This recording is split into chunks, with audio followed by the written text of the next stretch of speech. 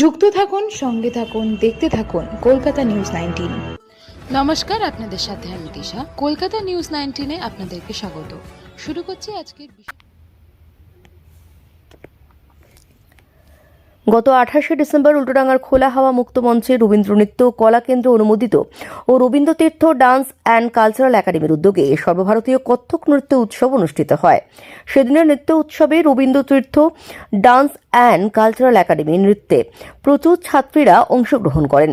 এরকম অনুষ্ঠান ও বসন্ত উৎসব প্রতি বছর করে থাকেন, এমনটাই জানালেন ডান্স একাডেমির অধ্যক্ষ ডক্টর পিন্টু ব্যানার্জি, অধ্যক্ষা ও নৃত্য শিক্ষিকা ডক্টর বৈশাখী কুণ্ডু ব্যানার্জি। এই নৃত্য প্রতিষ্ঠান 10 বছরেরও বেশি সময় ধরে কলকাতা ও তার আশেপাশে মোট 100 জন ছাত্রী প্রতিনিয়ত নৃত্য প্রশিক্ষণ নিয়ে যাচ্ছে। সেদিন কত্থক নৃত্য উৎসবে ডান্স একাডেমির প্রত্যেক ছাত্রীর হাতে সরস্বতী মাটির মূর্তি, ফাইল ও সার্টিফিকেট দিয়ে পুরস্কৃত করা হয় ও সম্মান জানানো হয়। আরও বিস্তারিত জানতে চোখ রাখুন কলকাতা নিউজ 19-এ।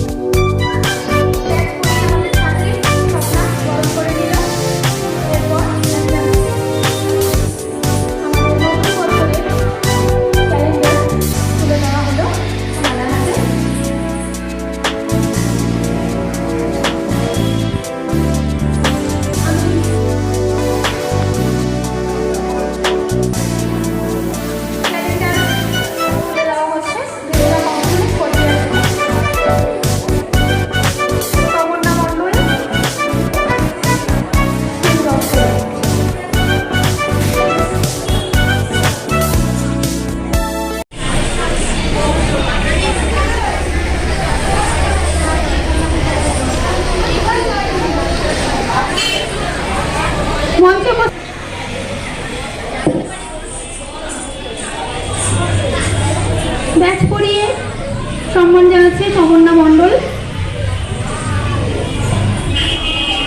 তুলে দেওয়া হচ্ছে অতিথিদের হাতে।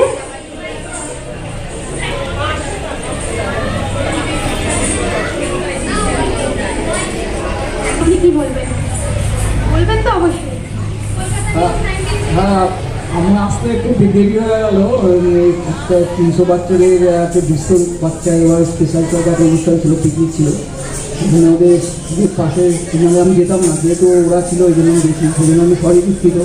খুব ভালো লাগছে, আমি প্রত্যেকটা অনুষ্ঠানে ওদের থাকি, এবার থাকবো।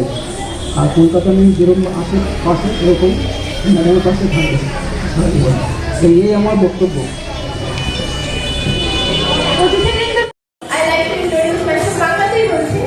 আমি মিস তিলোত্তমা সুন্দরী উইনার এই 2025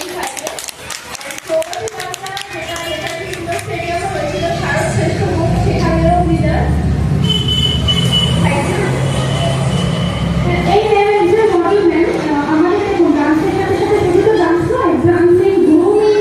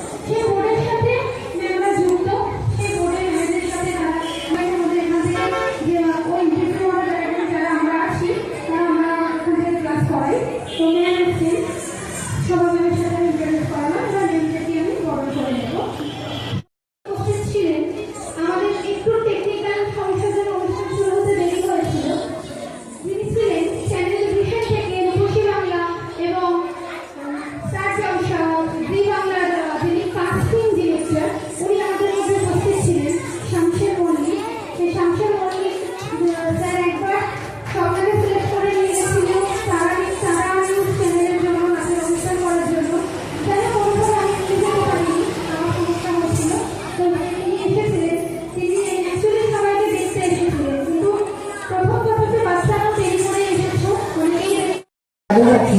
তো আমি পুরো রাস্তা প্রথম থেকেই ছিলাম, মানে রাস্তার শুরু থেকে প্রথম থেকেই ছিলাম। তো সেই হিসেবে আমার যাতে ভালো লেগেছে আমি তাদের ম্যামকে জানিয়ে দেবো। তাদের জন্য চ্যানেল হিসাবে ডান্স করার একটা সুযোগ থাকছে। আর কলকাতা নিউজ টিভি পক্ষ থেকে একটা আলাদা হবে, তাদের নিউজ চ্যানেলে একটা আলাদা কভারেজ করা হবে। ওকে, আমাদের চ্যানেলটিকে সাবস্ক্রাইব করুন ও প্রচুর পরিমাণে লাইক ও শেয়ার করুন।